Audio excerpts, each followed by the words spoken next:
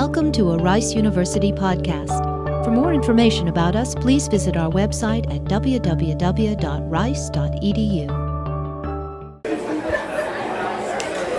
Good afternoon, everybody.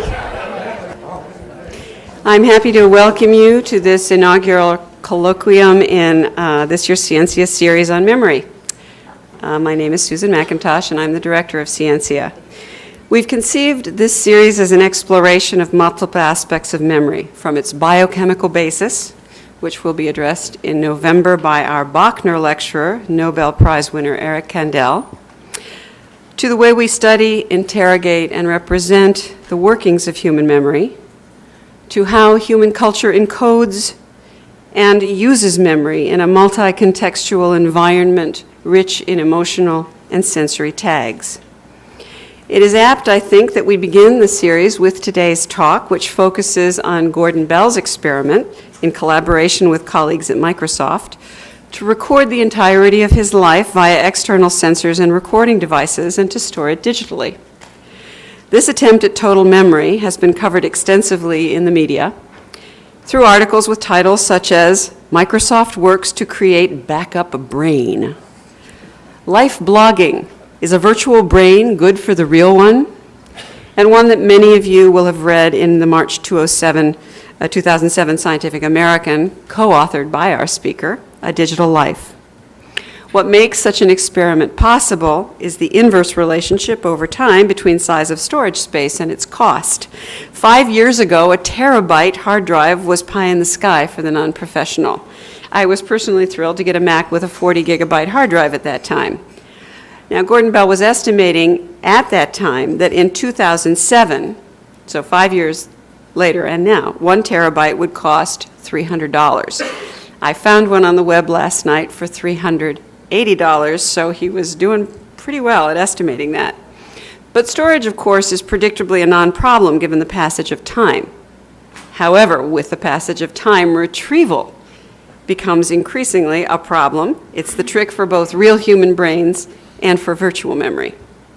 So here with us today to talk about the MyLifeBits project and these issues is Jim Gemmell, senior researcher in Microsoft's Next Media Research Group. His current research focus is on personal lifetime storage as architect of the MyLifeBits project and chair of the first and second ACM workshops on capture, archival, and retrieval of personal experience, CARPE, with a little frisson there for Latin scholars. Surely this is carpe datum. Dr. Gemmell received his PhD from Simon Fraser University in 1995. His dissertation concerned support for continuous media in file servers.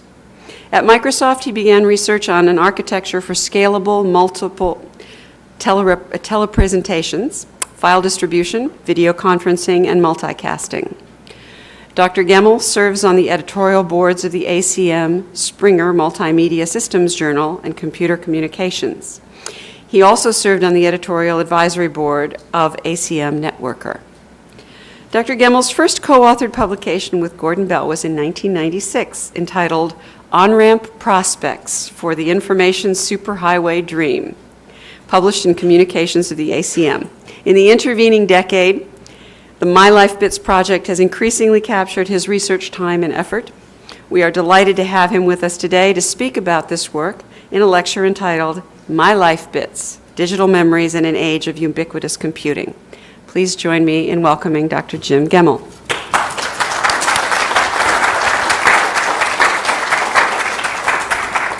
Thank you.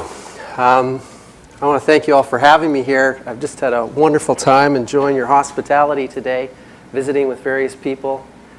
It's been wonderful. And today as I speak, I want to throw a lot of snippets of different ideas out at you. And what I really hope is if that prompts something in you, speak up. Let's make this interactive. I actually usually have way more material than I can fit in.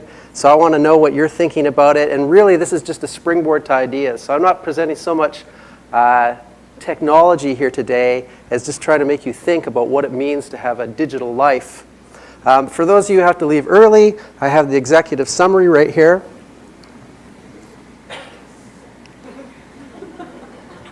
I'm going to give you some introduction history of how we got into this, and an outline of our system. But really what I'm heading towards is I want to demonstrate as much as I can of what we've built to you. And as we do that, use the various pieces as springboard to discussing the issues about digital memories. Then finally, if I have the time, I want to tell you a little bit about other research that we've funded. That it turns out the area is so vast that we've had to rope in some colleagues to help us, and there's all kinds of people doing interesting things that I hope I'll have time to mention. A quick nod towards the many people who have helped out over the years, interns and various researchers who have chipped in. And let's get right on with it. MyLifeBits is two things. One is it's an experiment to say, what would it be like if you digitized your whole life? And so let's try and do that, just see what it would feel like. So we took Gordon Bell's past, try to capture as much of his future as we can.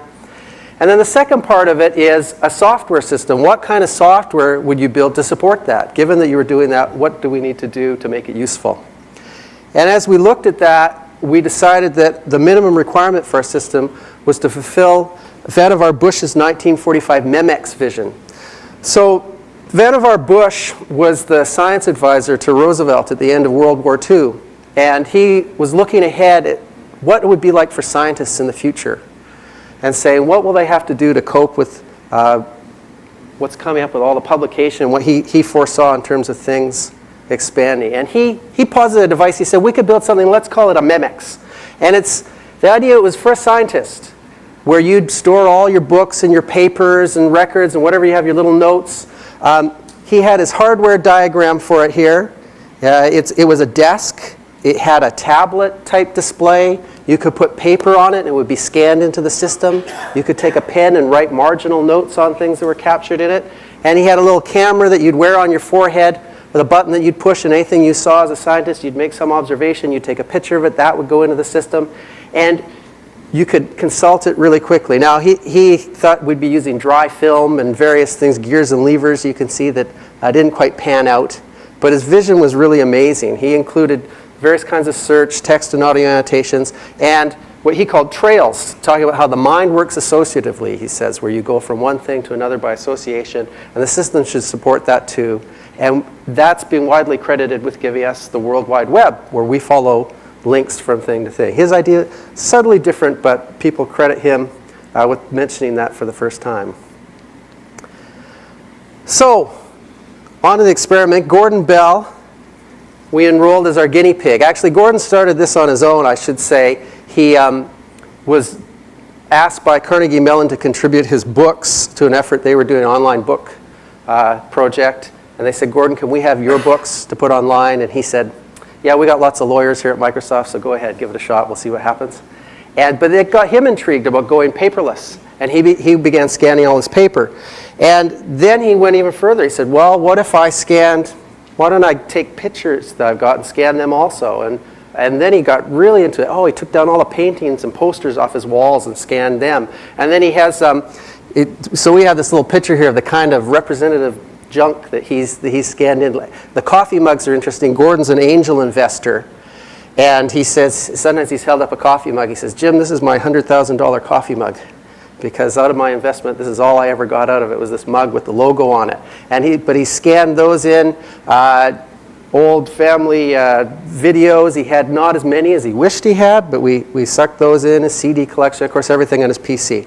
So he achieved being paperless. He measures his scanning in feet or inches, where he says, initially he had to do 12 feet of scanning, and then now it gets down to doing about a foot a year. Sorry, he did much more than 12 feet, but I think he's saying 12 inches scanned. Sorry, in a given year, he's scanning 12 inches. He's scanning 1 foot and throwing out 12 feet of junk mail. He had to hire a personal assistant, and she worked not full-time on this, but it was a several-year effort to catch up to his life and scan everything we had. Did you physically discard the titles? He discarded as much as he could. So there's some things for legal reasons he needed to keep, and there was stock certificates and various wills and things like that he kept. But a lot of the paper he actually discarded, and a lot of the memorabilia too. He said, if I've got that image of it, that was good enough. And he went from a house to an apartment, and he was very glad to get rid of the clutter. On the other hand, he's filled with regret for all the things that he threw away over the time that never made it into the system. So this is a little bit stale, but I just want to give you a rough feeling for what kind of things there are. So this is by number of items. You can see there's a lot of email, there's a lot of web pages, there's a lot of pictures, and then there's various other documents and so on in terms of the raw count. If we talk about space, video dominates, followed by audio and pictures, and then a little bit more. And again, Gordon doesn't have much video. He didn't have a lot in the past, and we haven't shot nearly as much of it going forward as we'd like to because of how awkward it is to deal with. So this diagram I always want to keep in my head. When I look forward, I think, when we worry now about, oh, do I have storage space and I'll delete that document or something, you won't even think about that. There's going to be video, and maybe you'll think about your audio and your pictures, and everything else will just be a drop in the bucket. You'll just say, I don't even notice it. So we mentioned the terabyte. We actually had, in our lab, we had friends who were working on a project called the Tera Server, and they were out to collect a terabyte worth of data. And they discovered that it was actually pretty hard to fill up a terabyte. And we looked at that ourselves, and we ran the numbers and sort of what we were doing at the time. We said, well, what if we took what we're doing now and kept doing it? So, 100 email messages a day and 100 web pages and, maybe an average of 5 scanned pages. What if you read a book every 10 days and scanned that and took 10 photos a day? And we tossed in some audio recording that we weren't actually doing, but we thought, well, that would be nice. And, what if we bought a CD and ripped that? What would that work out to? Well, it was over 65 years to fill the thing up. We went, wow, it's literally a lifetime store. And at the time when we started, we had 80 gig drives. We said, well, it'll take us 5 years to fill up our 80 gig drive, and by then we'll have terabyte hard drives, and we're good for 65 years following. And not just that, even supposing, so we'll go beyond a terabyte. The drives are going to get much bigger. But even supposing they didn't, we said, suppose they didn't, they're still going to be consumer grade. They're going to get down to around $100 eventually, not even just in the 300s. And lots of people could afford to buy one every year. And what would it be like if you tried to fill up a terabyte in a year? So we said, well, you could take pictures. And so you'd have to take 2.7 million pictures to fill up the terabyte. So that would be about 7,300 a day. It's a lot of picture taking. Well, you could go read documents. It would be a little bit bigger, but you'd have to read 3,000 documents a day. Or you could record pretty nice audio 51 hours out of the day. So now finally you get to the line where it's either going to be really nice audio or really bad video, depending on whose advertising you believe and how much quality you like, where you finally start rolling at 24/7, you finally start filling the thing up in a year. And then if you get into higher quality video, you truly can't fill the thing up. So again, a picture of there's video and there's everything else. And for everything else, the storage is becoming so plentiful that we just don't worry about it. And in fact, this is what Vannevar Bush foresaw and made a key point of his Memex. He said, it's got to be where your you can just throw it in there. For him, it was 5,000 pages of material a day. Now, we don't really need to scan 5,000 pages a day, but that's why we ran those other numbers about what if we did as much email and so on, all these things that we really would like to do. And it turns out it is pretty much like that. For most things, apart from video, just toss it in. Don't worry about it. I'm to the point now where I've realized I can't surf the web fast enough for me to care about the amount of storage space it's hitting me to record all my web pages. So that even when I'm creating my own website and I'm debugging it, I don't turn off the recording because it's not worth it space-wise. I may as well record all those pages. And it's actually saved me a few times when I deleted things accidentally. I was able to back up. But then the challenge. Okay, you've got it. Now what can you do with it? I was in the San Francisco lab with Jim Gray for 10 years, and he was my manager, and he said to me, well, congratulations, you've created the write once, read never memory. And that's the challenge. And Gordon, actually, how I got roped to this, Gordon showed up. He was scanning all these papers. He had this stuff. He was using bleeding edge search products that didn't really work, and he came and he said, it's all just bits. I can't do anything with this. It's useless. So we said, all right, that's our challenge. Let's take it on. What can we do? And Bush also foresaw this. He said, if a record's to be useful, it must be continuously extended. It must be stored, and above all, it must be consulted.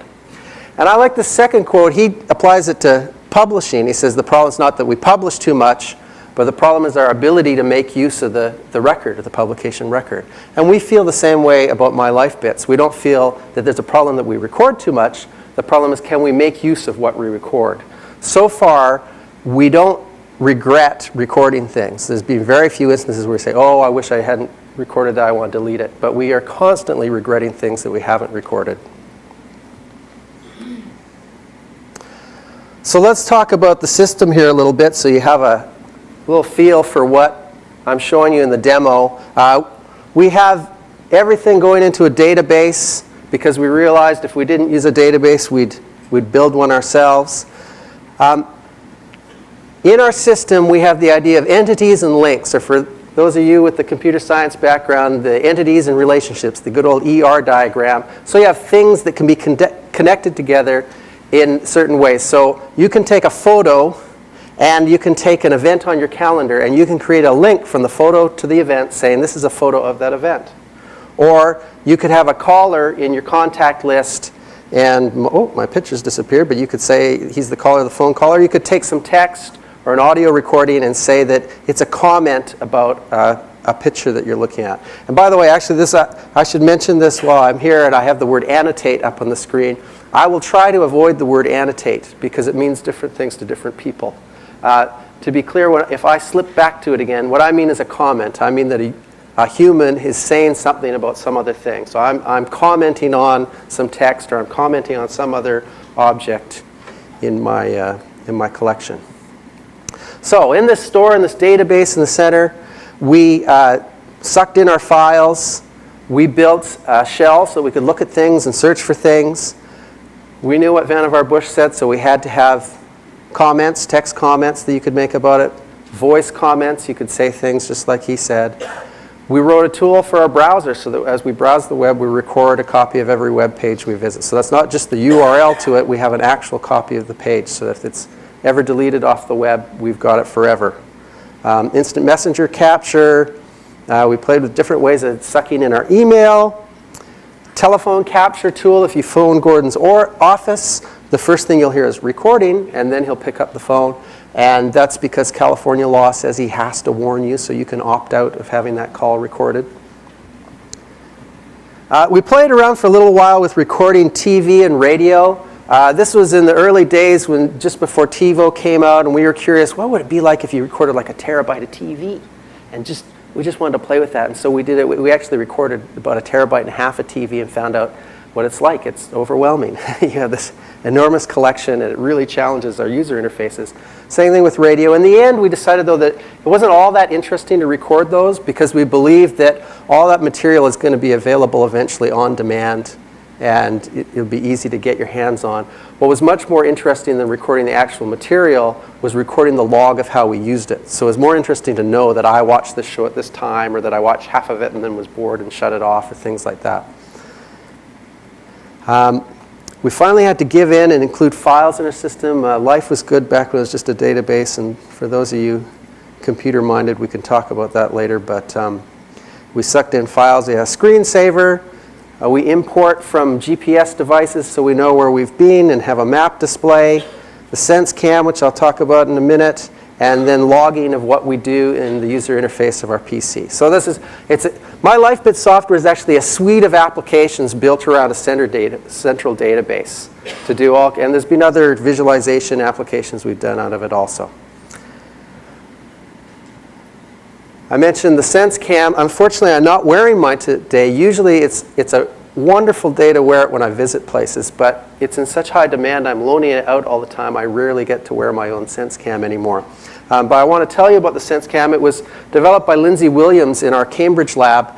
And the SenseCam here, it's a camera, so this is its lens, and then it has a number of sensors in it, such as this is a passive infrared sensor, such as you'd have in a burglar alarm. It's supposed to be a warm body detector. And the idea of the SenseCam is to take pictures automatically at a, quote, good time. So the passive infrared, if we detect a warm body, hopefully a person walking in front, we say, let's take their picture. It has accelerometers, so if it detects that it's being jiggled around, it says, let's wait before we take that picture so we don't shoot a blurry picture. It has light level sensors, temperature sensors, and all that we collect. So let's go off into some demo here. It was made, they're just prototypes built by our research lab in Cambridge so far. And actually, I believe they, at least on the original version, they had just taken a commercial camera and embedded it inside the other software just to rapidly prototype it. They may have done a little bit more now. Let's show you a little bit more about SenseCam. So this is a plot from a SenseCam the last time I wore it here. So I'm showing light level, 3 dimensions of acceleration, temperature, how the battery's doing it, the passive infrared, and well, there's also a timer. So if nothing else happens after whatever you set your timer to, usually about a minute, okay, it takes a picture anyhow. And so I can look at here. So the green line is temperature, so I can say, well, let's see, it was cool at the start of the day, but look at here, here's the hottest point. What was that hot point? Well, I was outdoors there and the sun had come out. Or I could look also at, let's see, what? Pardon me? You wear it around your neck. It hangs like a giant necklace. It's not too fashionable, which is a big why I'm reluctant to wear it all the time. But of course, it's just because it's a prototype that's that big. Someday we're hoping it'll be a little lapel pin, and that'll be all there is to it. So I'll just show you a bit here. This is an interview I was doing. And a key point of the SenseCam is that the capture is passive. I don't say I'm stopping here to take pictures, to capture this. I don't pause what I'm doing. It just happens for me. And we all know the phenomenon where a first child is born and gets photographed like crazy, and then the second child comes along and the parent says, you know what, I think I'd like to live instead of being the photographer of my family's life. And then they wonder later on why they didn't have pictures taken of them and they need counseling and so on. But it's a key point here that what's captured for you is captured automatically. I'm just going to show you another little clip of what you get out of the SenseCam. This is someone from the Cambridge lab going on a little journey, I believe.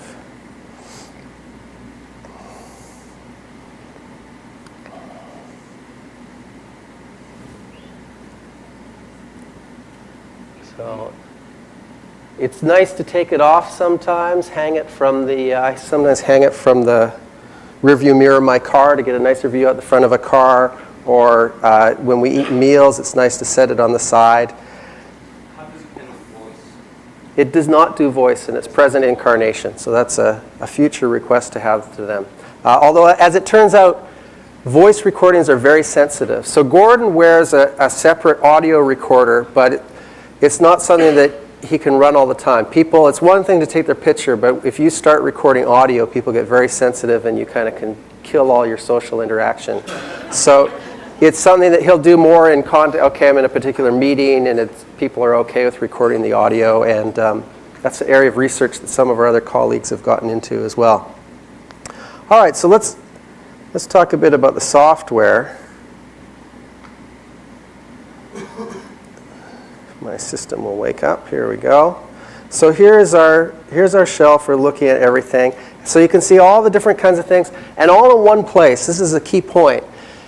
Right now we live in this world where email is off in the email application, and photos are off in the photo application, and everything's in its own little bucket, own little silo. Here we want to bring everything together so we can see we have appointments and emails and notes, and we have presentations and text documents and files and folders and pictures and everything all brought in.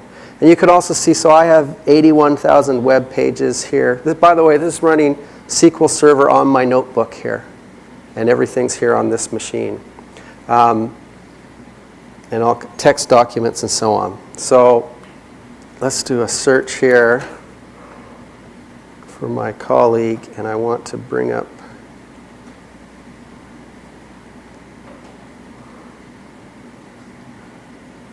oh dear, it looks like my system is inhabited again by the virus scanner. Okay, let's go to this view where I can show you. So of all the different types of items that I've just found, and the counts have been updated here, so there was 587 emails and 15 spreadsheets and text documents and so on. Every type of thing there is has its own metadata associated with it. So I have some files here, and they have extensions and links and creation dates and so on. I have calendar events that have subjects and starts and ends, contacts who have names and postal codes and whatnot, and emails that have their attributes, and web pages that have their attributes. So depending on what you get, we have a bunch of different attributes for the different types of things. All right, so there's everything in the store. So Gordon gets started on this, and he's recording all kinds of stuff. And he got very frustrated. He came to me, he said, it is just bits to me until there's some kind of annotation to it, there's some kind of comment on it. And he was very frustrated, in particular, about a lot of his photos. And by way of example here, I'll bring up one of mine. So we found things would be of this nature. We'd look back and go, oh yeah, some of those guys look pretty familiar. I know that guy, and I have no idea what this photo was. And that was a real point of frustration for Gordon. So we said, all right, the more we can know about it, the better. So it'd be a good thing if we had, we have some properties I just showed you. We have file creation date and whatnot. That's okay. Nice if we actually track what you do with the item. So here we know I've opened it a whole bunch of times and when it was created and whatnot. And if we see you've used it a lot and emailed it, we could infer, well, it's probably a pretty good one compared to the other ones you ignored. That's nice.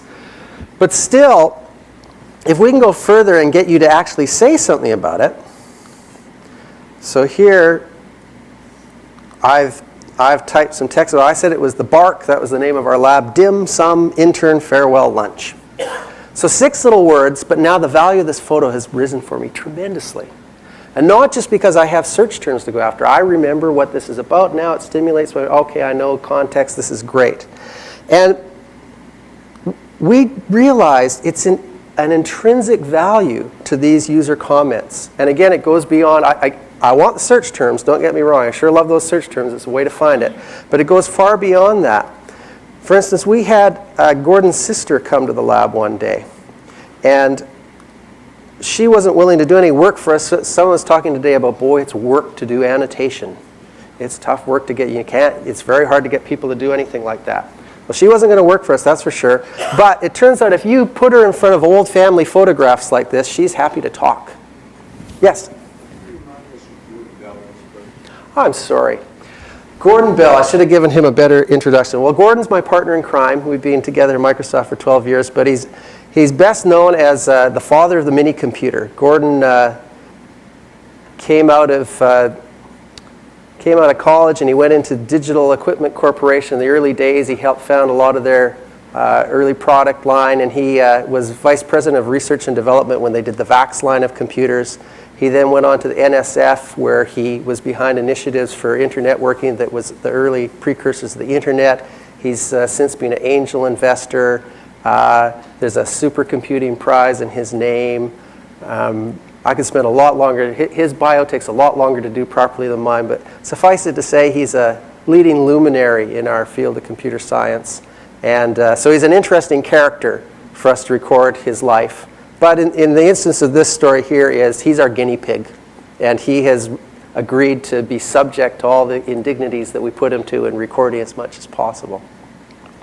In any event, here's this old family photograph from the Bell family. And I would observe, imagine now that you are Gordon's great-great-grandchild, and this photo is passed down to you. And it's a nice photo. It says Bell Electric. That's pretty good. We actually have some label to it. But you don't really get that much out of it. Now, on the other hand, as I say, it turns out his sister was willing to talk. So let's turn up the sound here. Okay, this is a picture of the building. Looks relatively new. Yeah. And he rented out the north side of the building to a restaurant, and they called that restaurant the Golden Bell. And that was a lot of fun to get to eat at the Golden Bell. So now I want to take you back again. Now you're Gordon's great-great-grandchild, and it goes on. Instead of just getting that photo, Now you have great Aunt Sharon reminiscing about how there was a restaurant above Bell Electric and it was called the Golden Bell and so on. And on this day when this happened, we realized, wow, we haven't just created some kind of search terms or whatnot. Even if I never extract text out of that to search on, I've created a family heirloom. And so we got very excited about this. We said, we want people to create these comments. We want to do as much as possible as we can to encourage them. And the reaction we got is, that's impossible, it's hard work, no one wants to do anything like that. But I made an observation when I upgraded to Windows XP. So I used to take my digital camera and I'd plug it in and it would suck over my computer, and I have wonderful file names like DFC0494. And that was the way it was, because later on, once they're on my machine, I never felt like changing those names. It was hard work. Like I say, no one's going to go do that work. But then I upgraded to Windows XP, and the next time I plugged in my camera, up popped this thing and said, what do you want to call these things? I don't know. Okay. Typed in something. Because it asked me at a good time when I was quite willing, it let me do a whole bunch at once. And all of a sudden, all my files tend to have names to them now. Now, they're not the greatest or anything like that, but the observation is, if you come there at that sweet spot, at the moment the user feels like it, in the right way that they feel like it, you can get something out of them. It's not that bad. So, for instance, when we're browsing the web,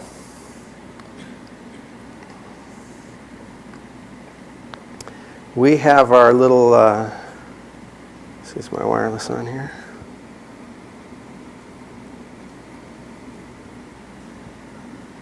There we go. So we have our toolbar in here. I have this checkbox on indicating that web archiving is enabled. That permits me, if I want to turn it off. But I never turn it off. But just in case you want to, you could turn it off there. So here we are recording. And by the way, so let me also show you. So I was hitting the web today already.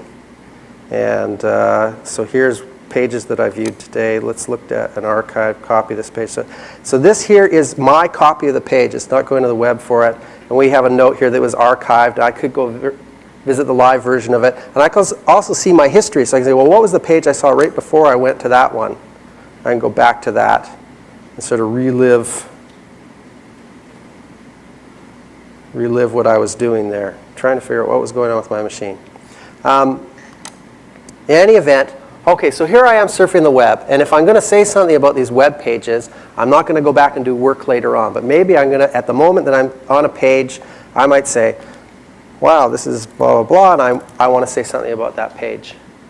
Or perhaps I'm in a session of surfing. I'm doing a search about cats or something, and I can say, well, I'm looking at cats here. I'm going to say, apply this until I turn you off. And now I go off and I do cats, and I hit a bunch of pages, and that text label is being applied to each and every one of them until I later go and say, yeah, I'm done. You can shut that off. Now we found we were making a lot of comments that said good, which didn't seem to be the right way to use them. So we added instead a ranking, and here you can hit the little thumbs up and say, mark this page as noteworthy, and we can quickly go back and say, show me the noteworthy items. Or another thing we were doing is saying, oh, go read this later, and so we also had a little reading stack function for things that we intended to read later. But again, the important point here was we want to put the comments right where you might use them, make them easy, and maybe you don't even feel like typing, so how about talking? So you can just click this button here and say something, and of course you're not going to go edit that audio or anything like that later, so we automatically strip out silence, and so you can actually just leave that on and surf the web, and whenever you talk it's recorded, and that's a comment about what you're surfing on. And so I can show you what that creates. Where are my web pages? There we go. So here's a page that I have a number of comments on. I can play. This is the homepage of Marcia Bates. I had a meeting with her at UCLA. We had an interesting discussion about. So that's a voice comment there created just by me off of this machine, just off the built-in microphone, and it's cut out the little pause before I started saying anything, and it cleaned up at the end, and that's all you have to do is just talk. And of course, we wanted to make that available for anything, so while we're in our in our shell here, in your any item, you have the same kind of thing with ranking and annotation, and you can do it by right-clicking. We didn't know if you'd feel it by clicking or talking. We want to make it as accessible as possible. Okay, so here we are. The other thing that we got excited was once we had everything in our database, we said, you know, we're frustrated with folders. We have to stick everything in folders on the PC. And it turns out folders conflate all these ideas. So a folder is some really distinct things. First of all, it's a display string. It's a name for it that you might display and look at when you do a folder file name. It's a unique identifier for the item. It's the physical storage location of it for where is it stored and what disk. And it's also your conceptual organization in the hierarchy, which are completely orthogonal ideas. We said, why don't we split that all up? Let's have display strings. They don't have to be unique. They can be whatever you want. We don't care where you store it. Just store it. And now when we organize things, instead of saying you have to put in exactly one folder, what if I want to file it in more than one place? You know, if it's in this folder and this one. So we call them collections, and you're seeing collections over here. So I can go pick some item here and say, yeah, I'd like to add it to a collection, and boy, I want to add it to all these collections at once. Why not? So we got very excited about, I thought, this is going to be great. When I get my MyLifeBits up and running, I'm going to reorganize all my stuff. I'm going to have the great collection structure and put things in multiple places. I'm going to be really excited. But then as it turns out, I had a whole bunch of folders. I started discovering that most of the folders I had were redundant in a database system like this where I have attributes. So let me give you some examples. I had a lot of folders based on date. So here is one of my folders, August 2003. So I can go off and retrieve the things from that folder. But as it turns out, because the system knows dates of folders, dates of photos, we can just have a query that says, go find me all pictures taken in August of 2003. And this has the benefit that I don't have to file them there. If you send me an email of a photo taken in August 2003, it's going to show up here. I don't misfile things. I don't know about you. I often drag and drop and hit the folder just below or just above, and it's in the wrong spot. That doesn't happen anymore, so that's much better. But, okay, well, goodbye to those folders. And then another one that I noticed, again, tending to be photos, I had a lot of folders that were by event. So here is, again, this is from this Windows XP photo wizard. It said, what do you want to call these things? I said, well, this is from Jesse's wedding reception and other. So you can see, yes, we were at the wedding reception, but also a couple of shots of the dog. Now, as it turns out, I have Jesse's wedding reception in my calendar.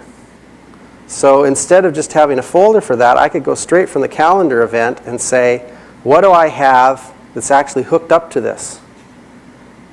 And now I get just the photos and not the dog.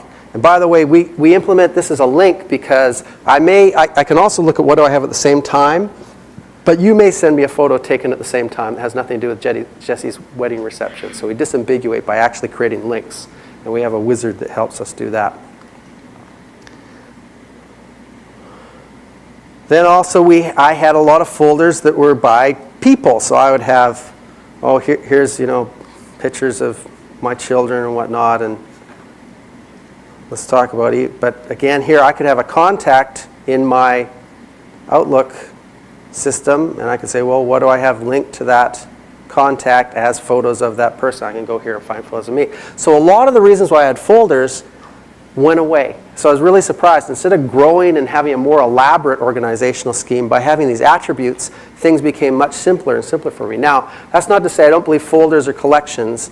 They are important, we will use them, but they tend to be of the nature of they're ad hoc, they're short-lived, they're often project-based, where you say, okay, I'm working on something here, I'm planning something, I'm going to divide and conquer, so I'm going to say, okay, I got to plan a wedding, and so that means I have to book an auditorium, and you break things down, that's handy. But 2 years later, you go back and you look at that organization, you go, what was I thinking? What did that mean? So they're very useful, but often short-lived, and there may be some that live longer, but the importance of them was not nearly what I had imagined. Now, as we worked on this, I said, well, boy, there's one folder I have that I use every day, And I know I'm not going to get rid of that. I had this working set folder, stuff I'm working on, papers I'm writing, and so on. And then I thought, well, wait a minute. How do I decide what goes in there? And I came up with a query that looks something like this. I said, let's think of how long you've ever used a thing and how long since you used it. So suppose that 3 years ago I started working on something, and I've used it on and off for 3 years, and now I haven't used it for 3 weeks. I bet I'm going to use it again. But if I've only ever used it for 3 days, and now I haven't used it for 3 weeks, I'm going to bet that I'm not going to use it again. And we add a little bit of finesse more to that, but that was the essence of the query. And I ran that, and it found everything in my working set folder except for one item. And it was right. I was done with it. Oh, wow, even that's going away. And we apply this to the web, too. Instead of saying, I'm going to keep track of favorites on the web, the system just tells me, these are your favorites.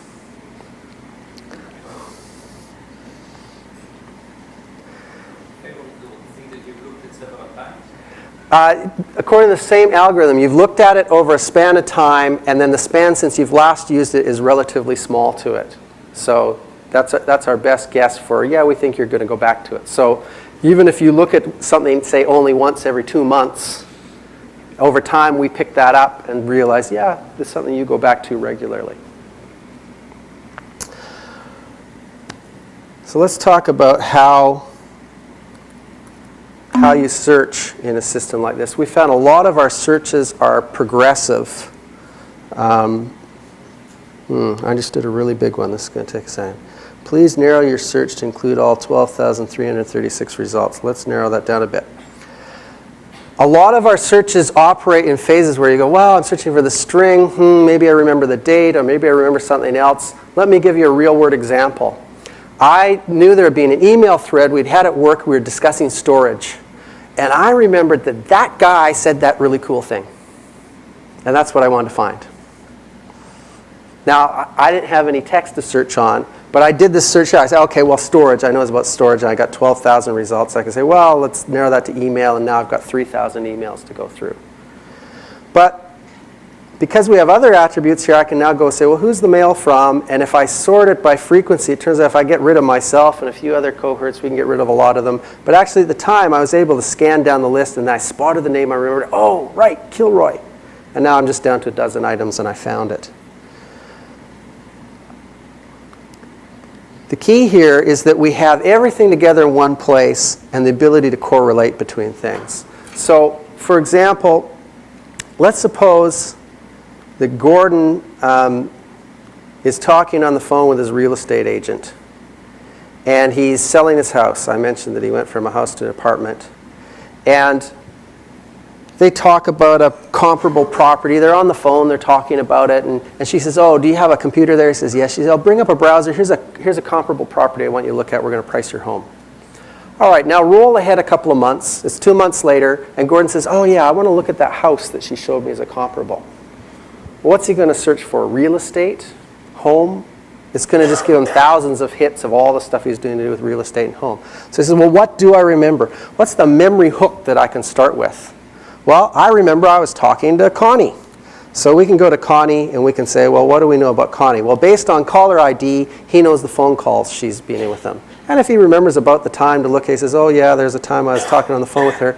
And he could actually go listen to the call again. What? Nothing. Okay. You can create the market for the property by pricing it. Yeah, you can create the market for the property. And so they're the real estate agent there. And but instead of listening to it, we can also say, well, what happened at the same time as that phone call? Well, it turns out not much happened at the same time, but this web page happened at the same time. And Gordon can go back now and look at this web page, which is no longer on the web because the host is not listed, but he can go back. So the point is, how did he get there? He remembered who he was talking to. That got into a phone call, he said, at the same time. We're pivoting off of links, person in phone call, attributes, when it happened, and starting with whatever you may remember. Did you remember this little word? And then we'll help you narrow by time. And here we want to bring everything together, help you get at it. Let's take another angle of things that you may remember, and hopefully my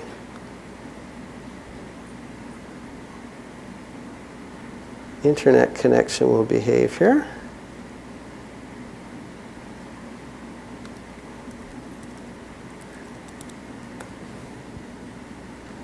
So I'm going to a place in Washington here. I'm going out to Map Point on the internet, I hope. Oh, there we go. Good. So here's lovely Kennewick, Washington. I'm just going to fade out the map a bit so you can see better. The pink dots here represent GPS points recorded by my GPS that I had with me. The red dots correspond to photos that were taken by the SenseCam, and by taking the timestamp on the photos and the timestamp on the GPS, I'm able to locate them. Now I've been in this area a few times, so things start to get a little cluttered, but we automatically segment by time and can say, let's look at the individual trips that I had to the area. Let me zoom in a little bit on the lakefront here, and we can say, let's see, how did I spend this trip in time, and animate it again. So by bringing in location, we have another powerful memory hook here of, well, this happened when I was in that place. Okay, so I remember I was in San Francisco. I can go back and find out by my GPS when I was in San Francisco, and I can pivot off time. It gives us another memory hook to operate off of.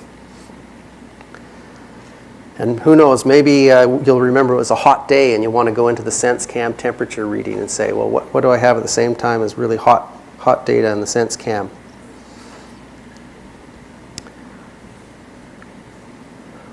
So after all this, I'm going to go to the killer app of MyLifeBits. And what that is the screensaver. And the reason it's the killer app is because there's so much in it, you don't remember it's all there to want to go search for it. And so what's really amazing is to get things back out for you. And we found in particular with video that a lot of video, I called it a black hole. At first I was shooting DV tapes, and I'd say they sit in this little hole in the corner of my closet, and I'd never view them again because it's too much hassle to put them back in. And so then we said, well, we're MyLifeBits guys, no big deal. We'll get a big storage server and we'll suck in all the tapes. And then I created a PC-based black hole of video that I would never look at. This has been just absolutely wonderful. We're alternating here between images and videos, and we're picking random clips of video out of longer video. So again, there's no way I was going to go and fast forward and search on the video. And again, if you feel like commenting, we want to be there for you to comment. So we got text comments here, we got audio annotations. I can hit an up arrow key and say thumbs up. Actually, that's a pretty lousy photo. I'm going to say thumbs down. And it was really interesting. I had this running in my office, and it was nice to have this, but it still was kind of work to make comments on it. But I brought it home, and I started running on a PC in my family room. And I sat down in front of this, and in a couple of seconds, I had a child on either side of me, and it felt like a game. It was like, oh, who can remember something interesting to say about this? What's going to come up next? And we sat there for, I don't know, half an hour, and it's interesting, again, the context of, yeah, there's times when it's hard work and you can't get people to say anything about it. And there's other times it's not so bad at all. Let's quickly mention a couple more things. We're recording everything that's going on in the user interface, what windows in the foreground, how much mouse and keyboard activity is going on. This turns out to be really nice for web pages. So not only do I know I visited a web page and I have a copy of it, I know how long I looked at it. And you have to keep doing something with your mouse and keyboard. So if you just left it alone, we start ignoring you after 30 seconds. But if you keep scrolling, that'll keep the activity alive. And you can filter out really quickly web pages that you kind of glanced at and said, oh, that wasn't what I was looking for. And here is a program written by George Robertson. It's saying, well, when was I doing what here on my system? Let's see if I can find each day here I can look at the different applications that I was running based by hour and different times. I can say, okay, well, when was I doing, all the black here is showing the different times I was in the inbox on my email, and get a sense of what was I doing with my time. One more thing I'm going to try showing. This is a little bit slow, but worth it. This is a wonderful go for broke version of our shell. saying let's just do it completely visually. Just go for broke visually, view of everything that we've got. I'm not sure if I launched that. Let's try that again. Oh no, here we go. It's done by Greg Smith in the Vibe team. And so it's saying, visually, here's all the different ways we can break things down. And so if we said, well, let's look at web pages, then it's going to refactor it.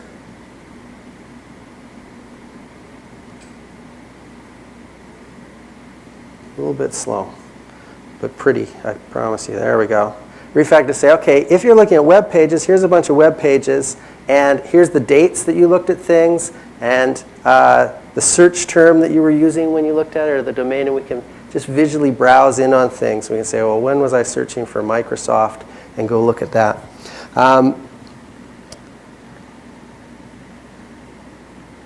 right, I don't have the time to show you this last one.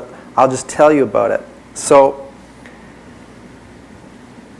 recording web pages seemed like kind of a cool thing, like it was sort of neat. It seemed like that to me for a long time, until the day that my hard drive crashed.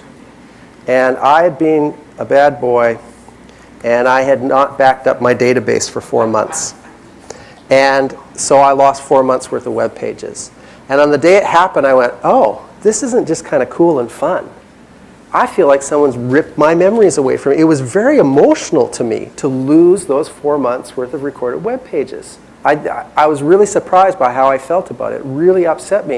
And then I realized I come to rely on this. It's a way of life for me now. I presume that if I've seen a web page, I've got it again forever. I just count on that. And to this day, I go looking for web pages and waste a bunch of time and then realize, oh, it was in that 4 months that I didn't back up. And I expect that when I'm on the airplane or wherever I am, I can always get anything I see. And that's why I just said, wow, it's indispensable to me now. It's really changed. All right, I don't have the time to get into this, but I want to quickly mention that I saw there's so much work to do in this. We put out a funding proposal. We had 80 submissions from different universities, for which we picked 14 winners. We gave them SenseCam software, some funding. It's interesting to me that of the submissions, there was lots of the personal nature, MyLifeBits, and system support, but also education and health were really big areas that emerged where people see lots of possibility to work with it, to do interesting things. Just a quick feel for it from the group at Dublin City University. They're interested in, well, if you got thousands of photos per day, what do you do with them? They segment them by a number of different features, and they look for faces, they look at GPS data, all kinds of things, and then they do a visual diary where they float up more uncommon or interesting events to be big in the picture and other ones to be small. So here is unusual meetings got more space, and typical events got less space on the SenseCam. And if you hover over top of things, then it does that quick replay of the SenseCam information. Dan Ellis at Columbia University is doing wonderful work on audio and automatically classifying. He is one guy who's gone out and tried recording audio just all the time, figuring out what it is, trying to automatically browse things. And what's really cool is to get him and the Dublin team together and start combining audio and video, and then they really start breaking down the day nicely. He's also been interested in how do you obscure, say maybe you only want to record what you say and you'll obscure everyone else so they don't object so much to what you're recording. MyLifeBits, again, health, huge issue. It turns out that there's some stuff at the hospital, some information there, there's some information at your doctor, it's scattered all over the place. You become a very natural hub for your personal health information. University of Pittsburgh is doing some really neat work in that, keeping track of it. Studying students, helping students with disabilities. I'm out of time, so let me get to wrapping up. The conclusion, we're in this era of virtually unlimited storage. It enables the lifetime store. It's hard to really worry about anything except for video when it comes to storage space. I hope I've made somewhat of a case that to make the store useful, we need to have annotation, comments, typed links, and database type features so that we can start with the memory hooks that we have and follow along that trail to where it may lead. And the more we capture, the more different types of things we bring in the system, the more there is to correlate, and then the less work there is for the user. We can automatically hook things up together and help you out. And ultimately, this fits into a picture of the future of the PC. There's a lot of people who talked about the demise of the PC, but I see a future for it. It's going to be more P than ever, more personal than ever, while the C becomes a device ecosystem of sensors that are all over the place, personal smartphones and little notebook computers in your PC and kiosks and whatever it is. It's a whole ecosystem. And it's no longer just a number cruncher and a word processor. The future of the PC is that it becomes a transaction processor. It's logging the transactions of your life in hi-fi multimedia with all kinds of auxiliary metadata. That's what we're headed towards. And I think I have time for a couple of questions. Is that okay? All right.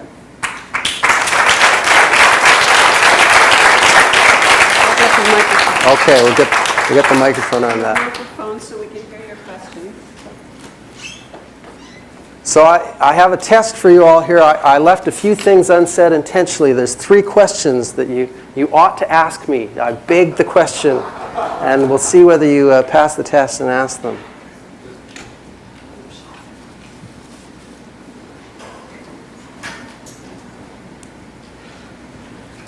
So here is a scenario. Let's say fast forward 20 years into the future, and Microsoft goes the way that digital went, and gets bought out by some other company, and they decide that there is a farm of this at Microsoft, but they don't really see much value in them, so they just shut them down. So suddenly all your life-bits just dim, right? So paper, all of Gordon Bell's, tons of junk paper, 20 years, somebody could still sift through this, and you can still scan it, you can still do something with it. Good quality paper, we know how, acid-free paper survive about 500 years. Bits are ephemeral. We really don't know how long we can keep bits. Our experience with keeping bits, it actually is rather not good. I mean, recently somebody looked for landing on the moon. We can't find the tape. Great question. Here's a little article Gordon did. Dear Appy, how committed are you? Signed, Lost and Forgotten Data. Dear Appy, I'm having trouble with long-term commitment. Anyhow, it goes to I'm data and my application has left me. So you're right. There is a big issue in terms of formats and what will be supported in the future. I put the ACM 97 conference online in a whole bunch of different formats just to be interesting. And I got a call from someone saying, hey, I tried to access a certain audio file that you had, and it says that the compression of that audio format's no longer supported. I said, well, that's terrible, and I'm inside Microsoft, and I'm going to fix it. So I tracked down the team responsible. I said, guys, this is not acceptable. We've got to put that codec out so that we can listen to this audio again. And they said, Jim, we'd love to put that codec out, but actually, we licensed it from a third party. And that third party went bankrupt, and it's in receivership now. And so it's illegal for us to let you listen to that audio anymore. And there's no prospect probably that we ever will be able to, because the company that, the creditors who have it probably are never going to do anything with it. So your point is right on. We have a real danger to do with formats. And so we'll be looking for certain gold standards, formats that we trust, that we'll be able to look at in the future. As a computer programmer, I love formats that I believe I could hack myself. But in general, we'll be looking for things like JPEG, where we know the volume is out there. But I think there's a service opportunity here. I think when you talk about, okay, Microsoft is out of business, I lose everything, we're really going to get to the point where we say, we need to have my data stored by a couple of companies. And I probably need to go have a service. I don't know whether I'll walk down to Kinko's with my hard drive and they'll have the roll for, but some kind of service that says, every couple of years we're going to take all your formats and roll them forward into new formats. And there's a lot of interesting work also going on in emulation of old machines, that if you really want to get something out of some of this material. So I can always keep the printed version, say, of my Excel spreadsheet. But if I really want to do the spreadsheet again, I need something that emulates Excel. And so there'll be a lot of work going on in that area.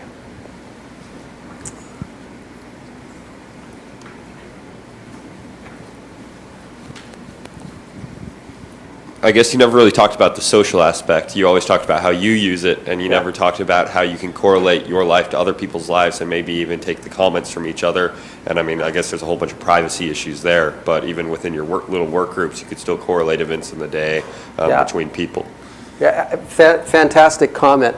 That, and in fact, that's such a wonderful thing to leverage. I always think there's one commenter in any kind of group. You know, if you go to the family reunion, all you need is one Aunt Edna who's gung-ho on marking things up, and the whole family can benefit from that. Absolutely, we want to do that.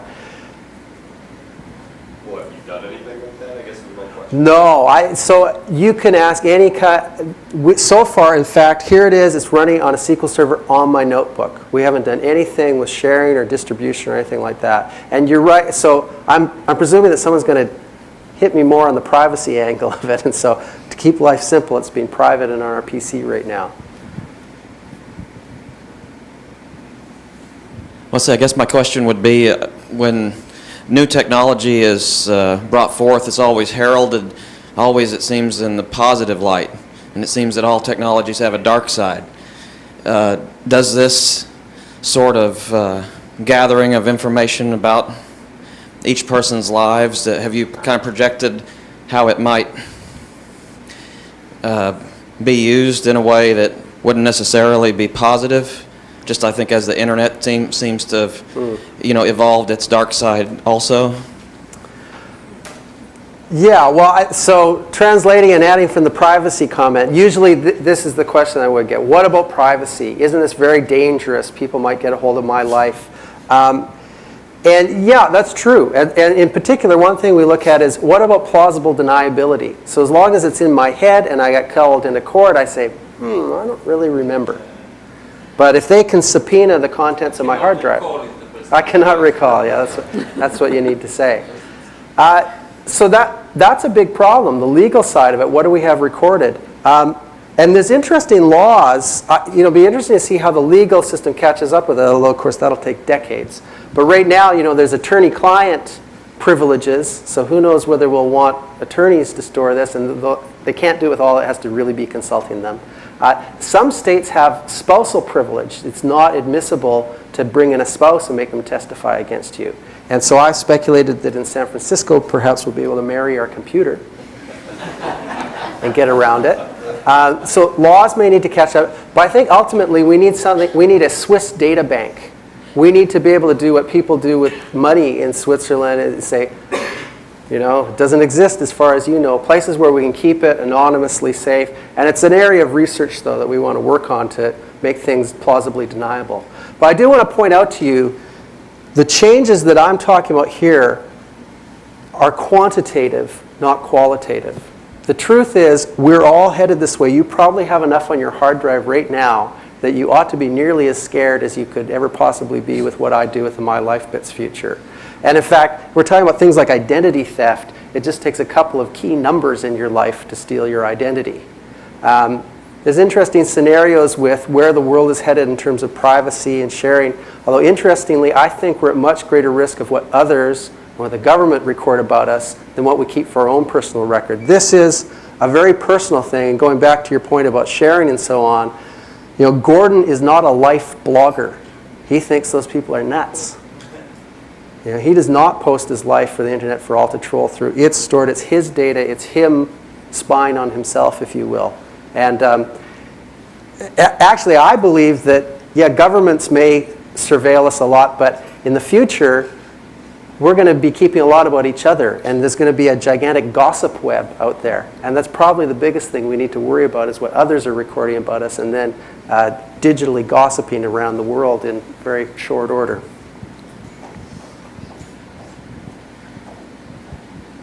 I recently saw a demonstration of another product, a recent Microsoft acquisition called Photosynth.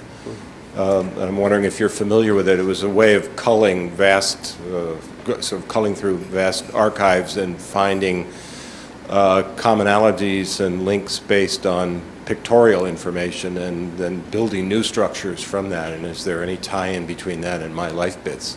I'm familiar with it, yeah. And so they actually find the photos and they're able to stitch them onto 3D models. So you can go to say, the campus here and actually look around in 3 dimensions and look at pictures that have been put onto surfaces of buildings and so on. You absolutely could apply that to MyLifeBits. We haven't made a particular effort in that direction yet. As illustrated right now about the process we're going through, it seems to be conversation is the most natural way for communicating information about an issue or an event. As I'm thinking about that as a way of clarifying or annotating some of the things that have been stored, and I'm ending up wondering if instead of going speech to text, if there's anybody working on actually searching the sonic diagram so that you could just say Kennebunkport vacation and match that set of audio signals. So looking at things phonetically, you mean, rather than actually text-wise? Yeah, and there's lots of promising work along those lines. And again, Dan Ellis's group at Columbia is doing wonderful things, even with kind of classifying and matching different signatures to things. It's getting there. And our philosophy is, if you don't have anything captured, there won't be anything to run those algorithms on. So with Gordon, we want to capture as much as we can now. We actually, even if we have to do things manually, we battle through them to see, what's the value. And for us, working with MyLifeBits this number of years, we're absolutely convinced of the value. It's just going to get better and better as more and more content recognition comes up to speed and is really worth using.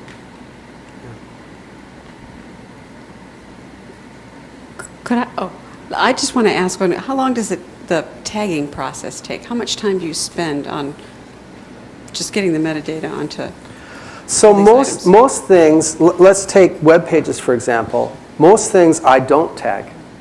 And what a wonderful relief it is to not even say, what folder do you want to store it in? It just saves the web pages, and I don't care. And later on, I can find it by time I looked at it, or by text that's in it, or maybe I do the same. Oh, it was the day. It was the same week I was visiting Rice, and so I can find out what week that is from my calendar, and then go back and look at web pages from that week, things like that.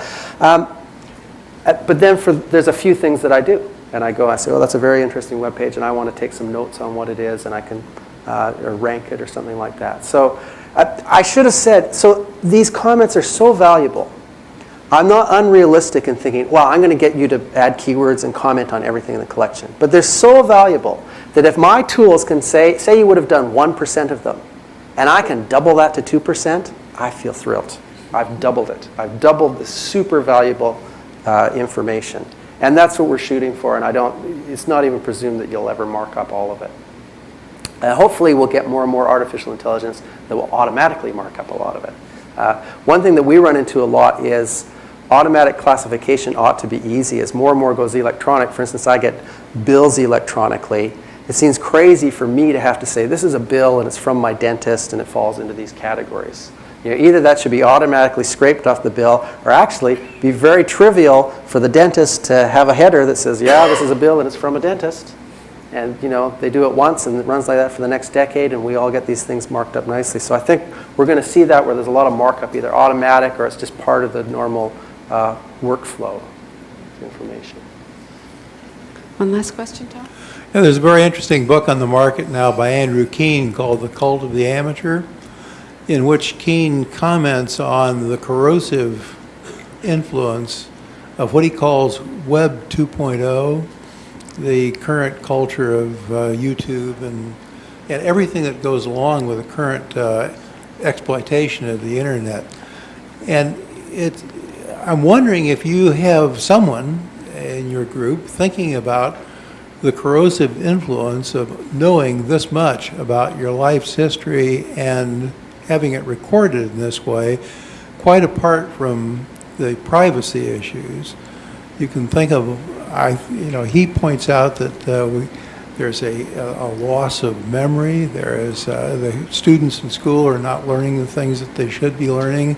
They're spending too much time on this kind of stuff, and so I'm wondering, isn't this the kind of thing that you should actually have someone who looks at the ethics of MyLifeBits or the morality of MyLifeBits and ask questions about whether or not this is something we really want? It's nice that Microsoft can do it, but there are some hazards, it seems to me. What a great question to wrap up in this venue. I think there's no question that if we look back in history, my ancestors, that probably a lot of them, could rattle off oral histories for you and genealogies like crazy. And you could make that same argument about literacy. And I think we're faced with the same kind of thing. Yeah, is there a trade-off here? Absolutely. There's a cost-benefit to weigh. We're offloading things from our own head, and we're saying, I want to commit it to, now it's not paper, now I want to commit it to the hard drive, because I want to focus on other things. Now, I would argue that the benefit vastly outweighs the cost, that what it's going to do for us in terms of, I haven't even touched on what this is going to mean in health, and what we like to call quantitative health, where we'll go to the doctor and instead of saying, well, when did you start feeling this way? I go, oh, I'm not sure. I just give them a temperature plot or logs of what I'm eating. Or what it's going to mean in terms of, I think when we offload things you talk about having to remember, a lot of the way our mind works now is in funneling off the trivial and forgetting it so we can focus on the higher level things and the abstractions and think about it. I think that MyLifeBits is a tool for reflection, just like the internet has become a tool for research. So for sure, there's going to be cost, there's going to be privacy impact, there's going to be an impact on how good are we at remembering things. And it's just like the calculator and writing, and we'll have to look at that trade-off, absolutely. But so far, the benefit wins me over. All right, thank you. Oh, Jim, thank you so much for this talk.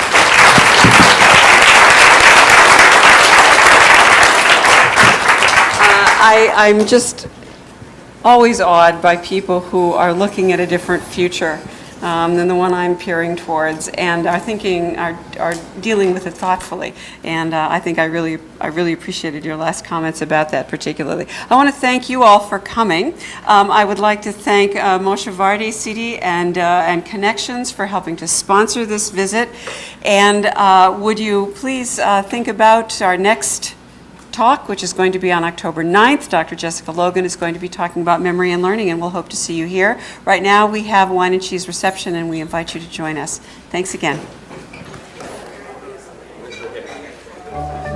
This program is protected by copyright and may not be redistributed in whole or in part without the express written consent of Rice University Digital Media Services.